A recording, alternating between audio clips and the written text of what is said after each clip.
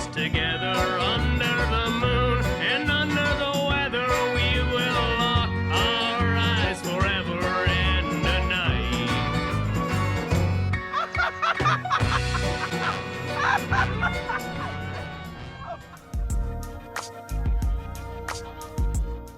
Like, hi, my name is Jeremy Gardner. I'm the writer, director of The Battery. Yeah. Like that? Yeah. Is that how you want me to do it? No. Did I just do it?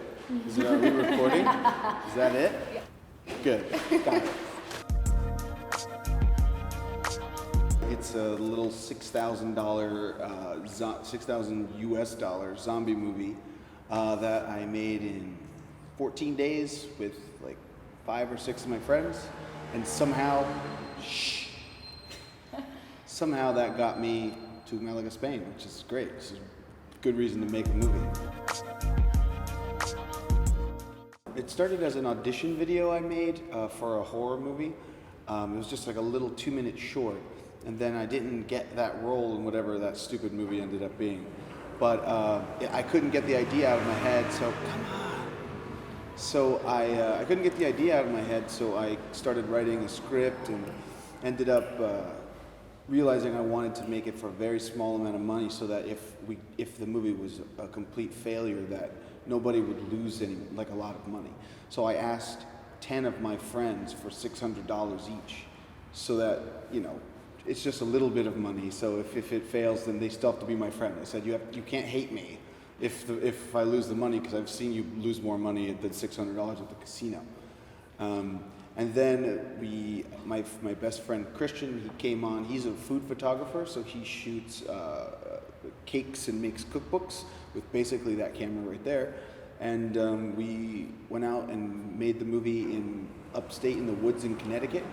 Shot it in 14 days, and then spent about a year editing it.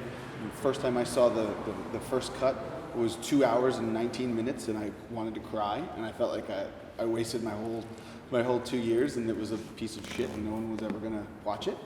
And then we finally started to cut it down, and send it to festivals, and I've been doing the festivals for a year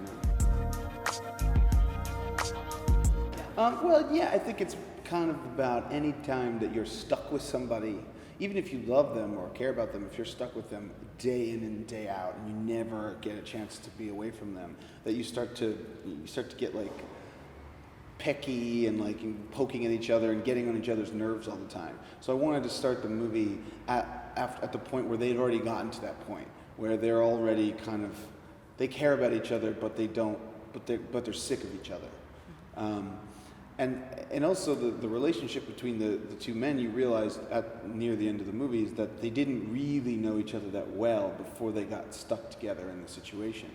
So Adam, who plays Mickey, was the only person in the film who I didn't know previously. I cast him about a month before we started shooting. So because we didn't know each other that well anyway, it kind of fed into the performance a little bit. I was able to not really get as close to him, or I could be a little more mean to him, and he wouldn't know if I was acting or not, because he didn't really know my personality all that well. So that kind of fed into that too.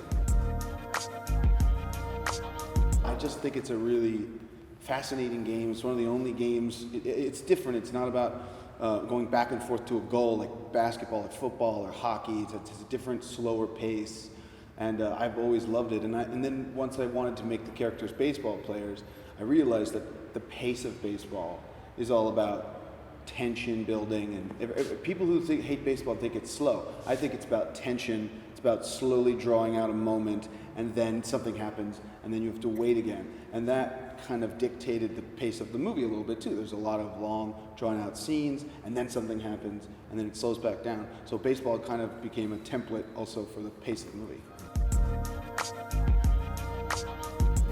Dancing, drinking, playing baseball, singing, and being naked. That sounds like a great day. And I got to do that like every day.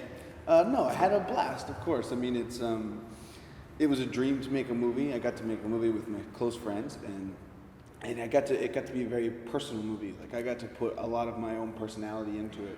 So, playing catch and singing and dancing and having some whiskey, that's all part of my soul. That's deep inside my core. So to be able to like express that in the movie was, of course it was fun. I mean, it was hard. It was constantly hard. But once you get to be in the moment, in the scene, then it was really fun. I got to like live in that character. And then you say cut and you're like, shit, we have no light. Oh my gosh, we're not gonna make the day. We have to like start. But overall it was, of course it was a blast. Don't make me choose? Yeah. Don't make me choose? Gosh, I don't know.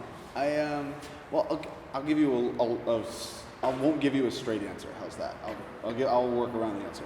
I always wanted to be an actor.